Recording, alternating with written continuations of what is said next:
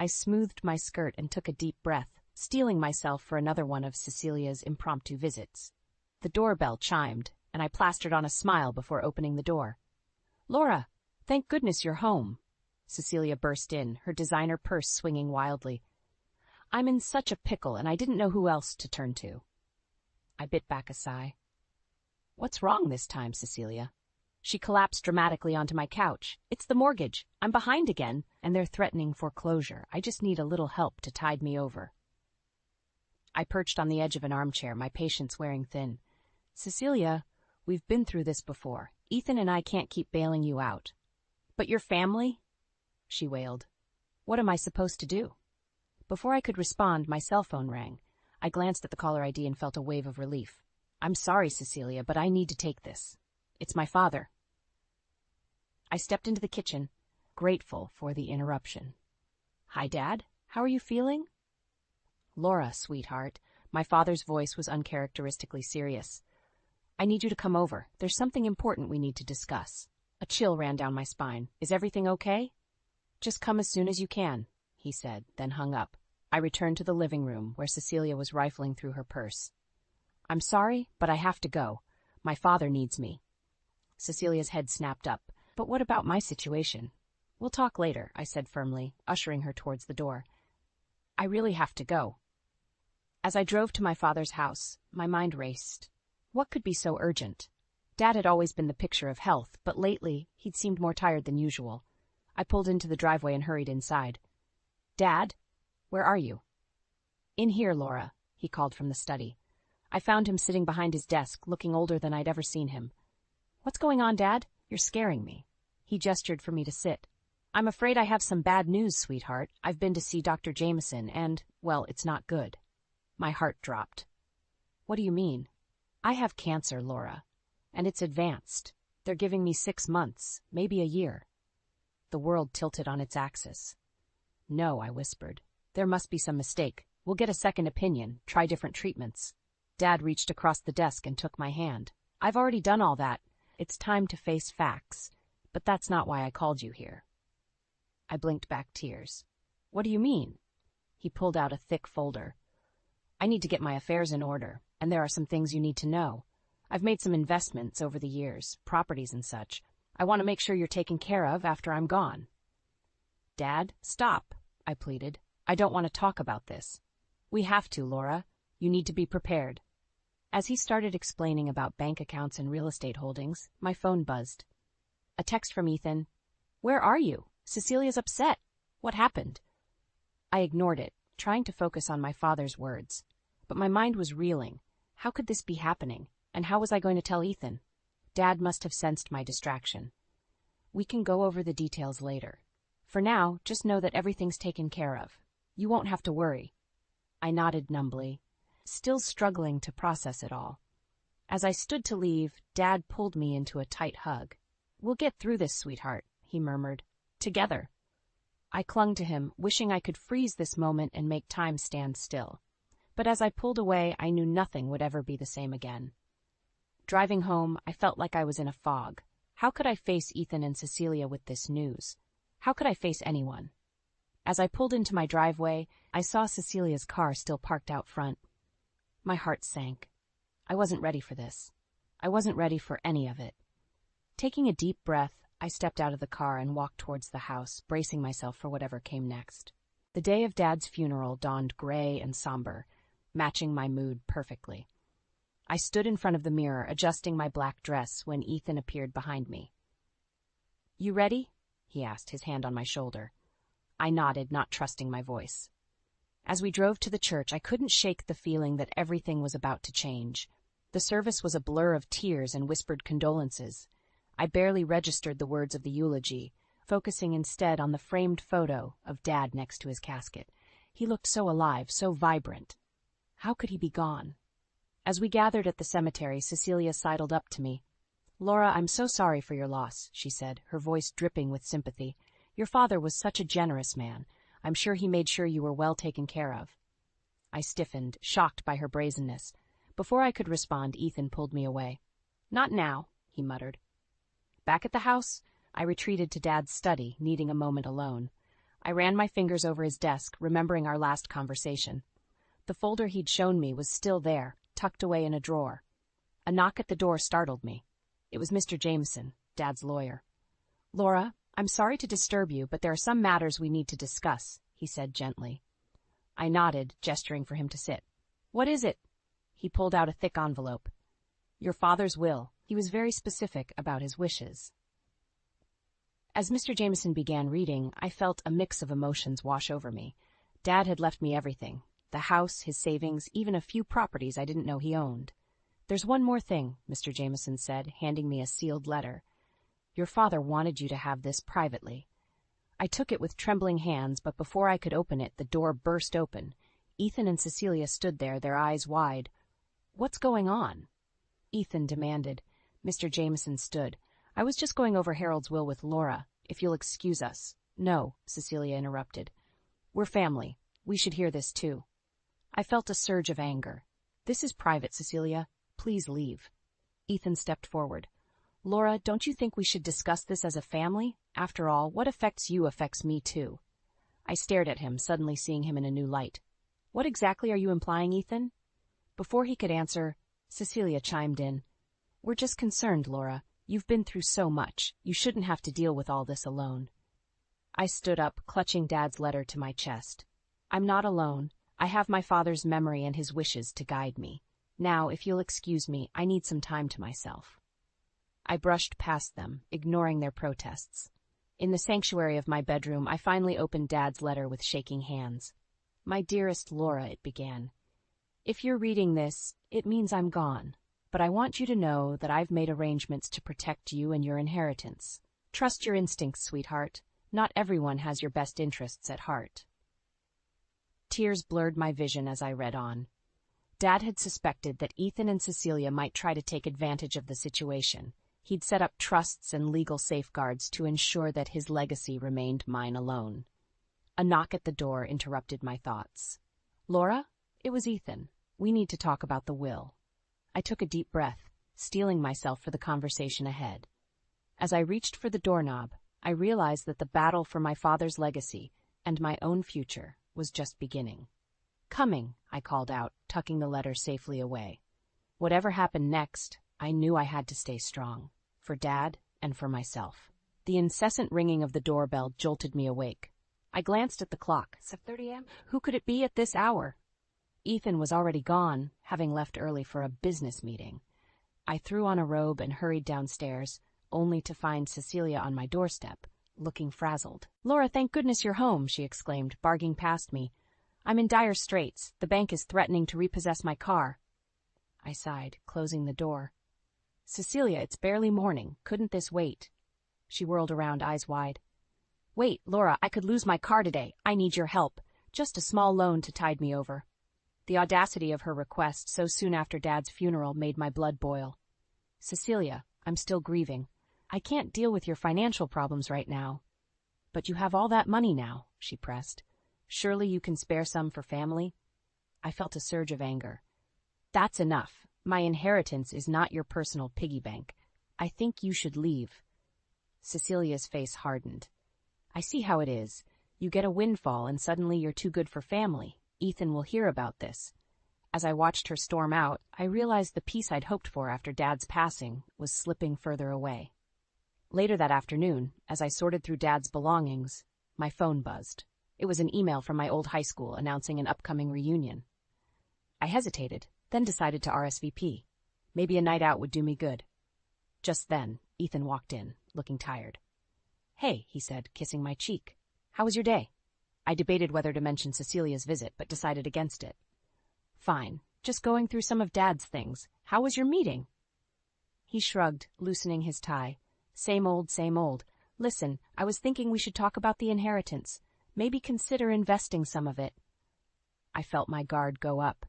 "I'm not ready to make any decisions yet, Ethan. It's too soon." He frowned. "Laura, we can't just sit on that kind of money. We need to be smart about this." "We," I echoed. "Dad left it to me, Ethan. I'll decide what to do with it when I'm ready." The tension in the room was palpable. Ethan opened his mouth to argue, but his phone buzzed. He glanced at it, then back at me. "We'll discuss this later. I have to take this call." As he hurried out, I couldn't shake the feeling that something was off. Why was he so interested in my inheritance? The next morning, I woke to find Ethan already gone again. There was a note on the kitchen counter. Early meeting. Don't wait up tonight. Feeling restless, I decided to visit one of the properties Dad had left me, a small apartment building across town. As I pulled up, I noticed a familiar car parked outside. Cecilia's. Confused, I made my way to the building's office. The door was ajar, and I could hear voices inside. "She's being so stubborn," Cecilia was saying. "We need to find a way to convince her to share the inheritance." "Patience," a male voice replied. It took me a moment to recognize it as Ethan's. "We'll get what's ours. Just stick to the plan." I stumbled backward, my mind reeling. Ethan and Cecilia were plotting against me? How long had this been going on? As I turned to leave, my foot caught on a loose floorboard. The resulting creak seemed to echo through the hallway. "Did you hear that?" Cecilia's voice was sharp with alarm. I held my breath, pressing myself against the wall. Footsteps approached the door. "Hello?" Ethan called out. "Is someone there?" My heart pounding, I realized I had a choice to make. Confront them now, or retreat and plan my next move carefully. Either way, I knew one thing for certain: nothing would ever be the same again. I smoothed my dress nervously as I entered the high school gymnasium. The reunion was in full swing, a sea of familiar yet changed faces. I'd come here hoping for a distraction from the mess at home, but now I felt overwhelmed. "Laura? Laura Thompson, is that you?" I turned to see a vaguely familiar face. "It's Laura Prescott now, but yes, I'm sorry, I don't." "Peter Caldwell," he said, grinning widely. "We had chemistry together. Well, the class, not, you know." I forced a polite smile, memories flooding back. Peter had always been a bit intense. "Of course, Peter. How are you?" "Oh, I'm great," he said, edging closer. "But wow, look at you. You haven't aged a day." I took a step back, feeling uncomfortable. "That's kind of you to say. If you'll excuse me, I need to." "Wait," Peter said, grabbing my arm. "I've always regretted not telling you how I felt back then. I had such a crush on you, Laura." I gently but firmly removed his hand. "Peter, that was a long time ago. I'm married now." His eyes narrowed. "Married? To who?" "Ethan Prescott," I said, scanning the room for an escape route. Peter's face darkened. "Prescott? As in Cecilia Prescott's brother?" I froze. "You know Cecilia?" He laughed bitterly. "Oh, I know her all right. She's been stringing me along for months, always needing favors, but now I see what's really going on." My heart raced. "What do you mean?" Peter leaned in, his breath hot on my ear. "Your husband and his sister are planning something, Laura, and it involves you." I stumbled back, my mind reeling. "You're lying. Why should I believe you?" "Because I can prove it," he said, pulling out his phone. "Cecilia's been careless, left some interesting texts on my phone when she borrowed it." With shaking hands, I took the phone. What I saw made my blood run cold. Messages between Cecilia and Ethan discussing ways to access my inheritance, plans to manipulate me, to push me to make rash decisions. "This can't be real," I whispered. Peter's eyes gleamed with a mix of sympathy and something else. Excitement? "Oh, it's real, all right. And there's more where that came from." I handed the phone back, feeling sick. "Why are you showing me this?" He shrugged. "Maybe I still have a soft spot for you, or maybe I'm just tired of being Cecilia's puppet. Either way, you deserve to know." I nodded numbly, my mind racing. What was I going to do with this information? Peter touched my arm again. "Listen, Laura, I can help you. We could team up, get back at them both. What do you say?" I stared at him, suddenly seeing the situation clearly. Peter wasn't my savior, he was just another player in this twisted game, but he had given me valuable information, whether he meant to or not. "Thank you for telling me, Peter," I said carefully, "but I need to handle this on my own." His face fell. "But Laura—" "No," I said firmly, "this is my fight. Please don't contact me again." As I walked away, my phone buzzed. A text from Ethan. "Where are you? We need to talk about the inheritance. It's important." I took a deep breath, making a decision. It was time to stop reacting and start taking control. I would play along for now, gather more evidence. And then, when the time was right, I would confront them all. I texted back, on my way home. "You're right. We have a lot to discuss." As I left the reunion, I felt a strange mix of dread and determination. The game had changed, and now I knew the rules. It was time to start playing to win. I stepped out of my office building, exhausted after a long day of work.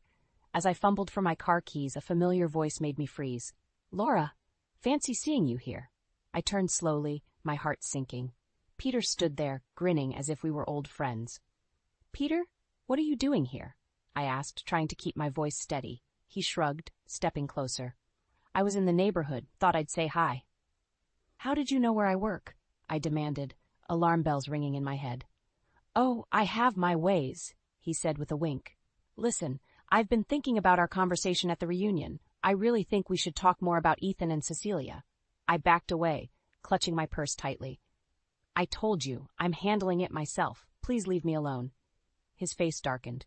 "You're making a mistake, Laura. You need me." Before I could respond, a coworker walked by, giving us a curious look. I forced a smile and turned back to Peter. "I have to go. Don't come here again." As I drove home, my mind raced. How had Peter found me, and what would he do next? The next morning, I woke to find Ethan already gone. There was a note on the kitchen counter. "Early meeting. Don't wait up tonight." I sighed, realizing how common these early meetings had become.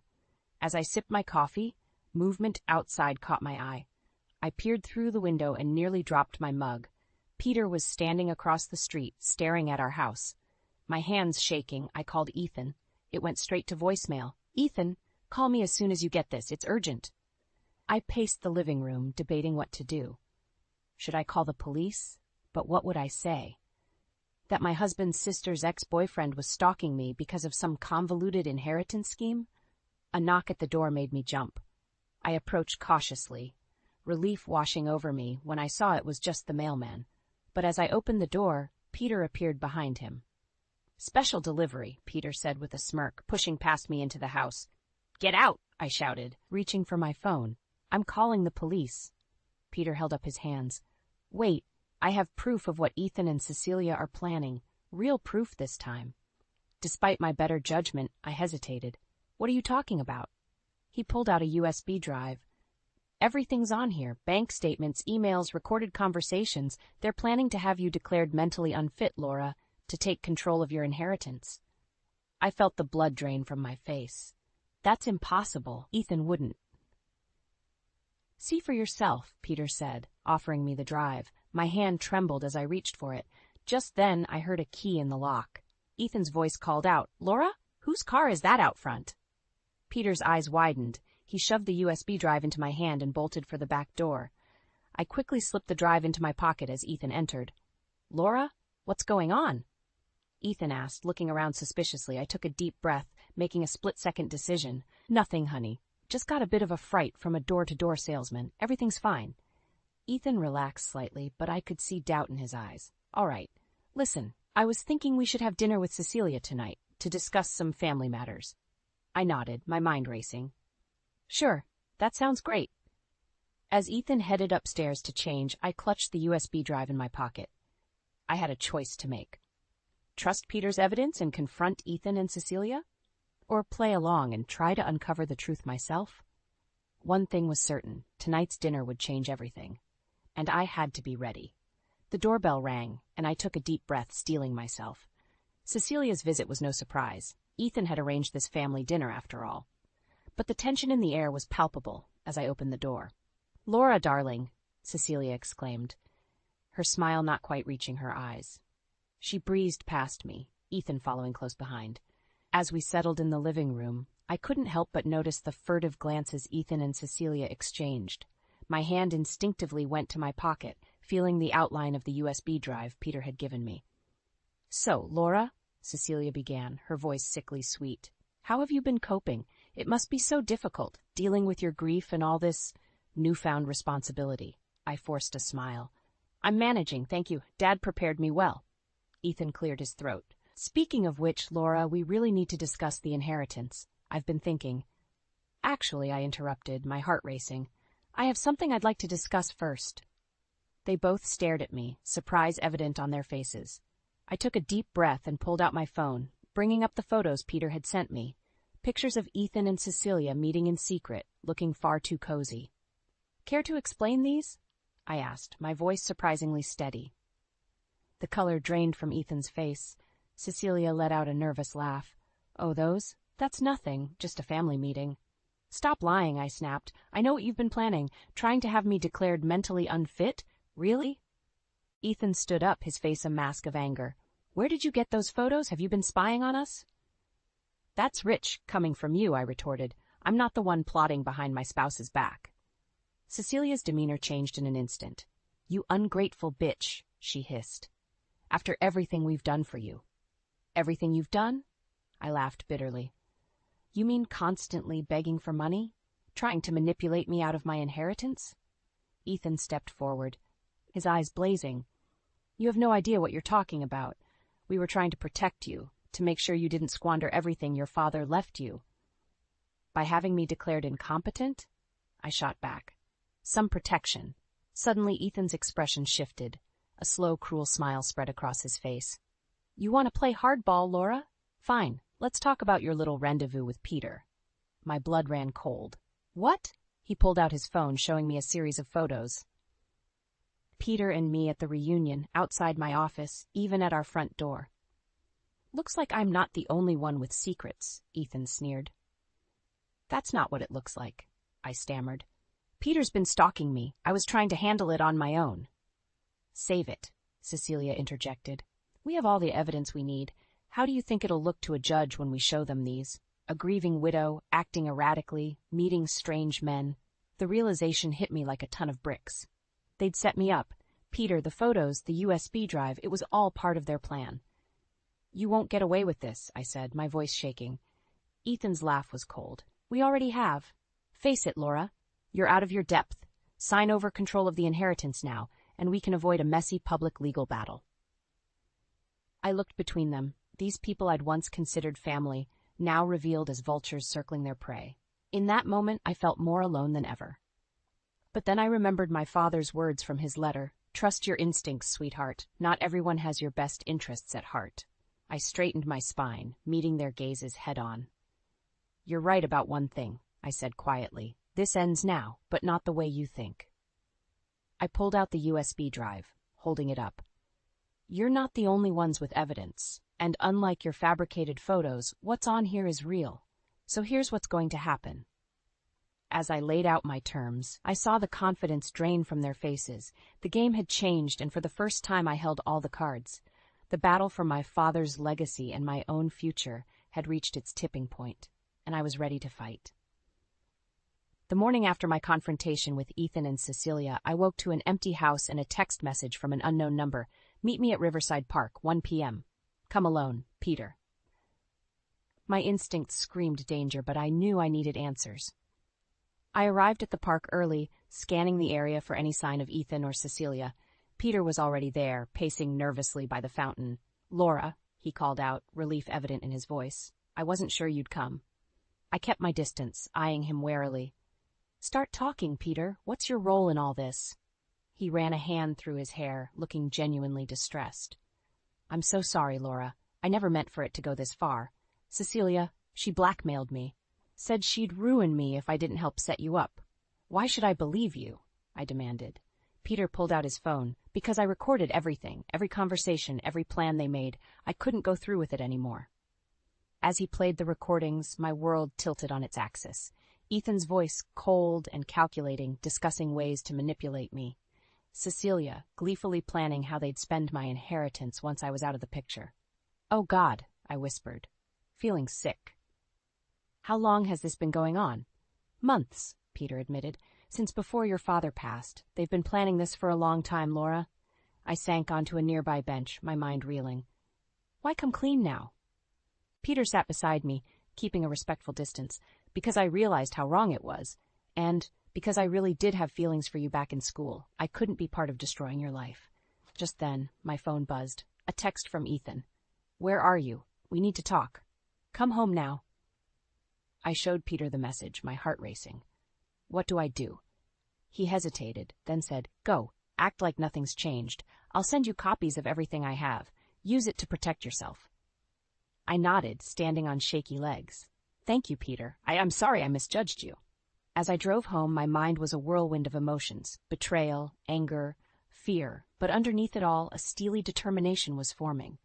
I wouldn't be their victim any longer. Ethan was waiting when I walked in, his face a mask of concern. Where have you been? I've been worried sick. I forced a smile. Just needed some air to clear my head after last night. He nodded, reaching for my hand. I fought the urge to recoil. I'm sorry about how things went. We all said things we didn't mean. But I think I have a solution. Oh? I asked, keeping my voice neutral. Ethan led me to the dining room where Cecilia was waiting with a stack of papers. My stomach dropped. We've drawn up some documents, Ethan explained, just to help manage the inheritance, for your own protection, of course. I glanced at the papers, recognizing power of attorney forms. They were really going through with it. I don't know, I said, feigning uncertainty. This is a big decision. Can I have some time to think about it? Cecilia's smile was razor sharp. Of course, dear, but don't take too long. We wouldn't want things to get messy.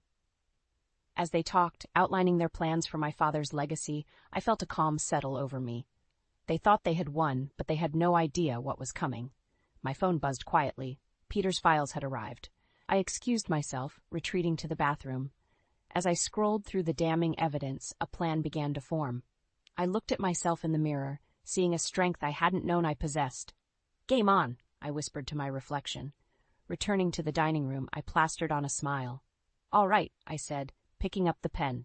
Let's talk about these documents. Ethan and Cecilia exchanged triumphant glances, unaware that their carefully laid plans were about to come crashing down around them. The final act was about to begin, and I was ready to reclaim my life and my father's legacy, once and for all. I stood in the living room of Ethan's parents' house, my heart pounding but my resolve unshakable.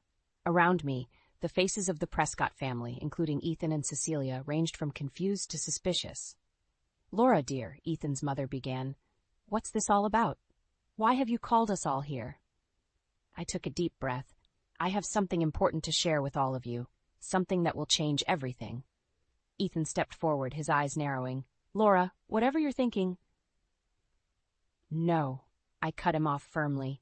You've done enough talking. Now it's my turn. I pulled out my tablet and connected it to the TV. What you're about to see and hear might shock you, but I assure you, it's all true. As I played the recordings Peter had given me, the room fell into stunned silence. Ethan and Cecilia's voices filled the air, detailing their plans to manipulate me, to steal my inheritance, to have me declared incompetent. Ethan's father stood up, his face red with anger. What is the meaning of this? It means, I said, my voice steady, that your son and daughter have been plotting against me since before my father died. They've lied, cheated, and manipulated everyone in this room. Cecilia lunged forward. You bitch! You have no proof. I have every proof, I interrupted, pulling out a stack of documents. Bank statements showing mysterious transfers, emails detailing your plans, even a recorded confession from Peter about how you blackmailed him into helping you. The room erupted into chaos. Ethan's mother was sobbing, his father shouting. Cecilia was screaming denials while Ethan stood frozen, his face ashen. I raised my voice above the din. I'm not finished. There's more. I played the final recording, a conversation between Ethan and his mistress, planning their future with my money. The silence that followed was deafening. Ethan's father turned to him, his voice shaking with rage. Is this true? Have you brought this disgrace upon our family? Ethan's shoulders slumped in defeat. Dad, I can explain. Get out, his father growled. Both of you. You're no longer welcome in this family. As Ethan and Cecilia were ushered out, hurling accusations and threats, I felt a weight lift from my shoulders. It was over. Ethan's mother approached me, tears in her eyes. Laura, I'm so sorry. We had no idea. I squeezed her hand gently. I know. You're victims in this too. As I prepared to leave, Ethan's father stopped me. What will you do now? I smiled, feeling truly free for the first time in months. I'm going to honor my father's legacy, the way he would have wanted. Driving home, I reflected on the whirlwind of events that had led to this moment.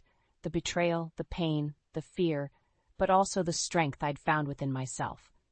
I pulled into my driveway, noticing a familiar figure waiting on the porch. Peter. I heard what happened, he said as I approached.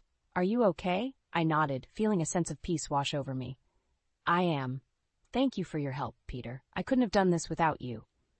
He shifted awkwardly. Laura, I know I messed up before, but I was wondering. I held up a hand, stopping him. Peter, I appreciate everything you've done, but right now I need to focus on myself, on healing.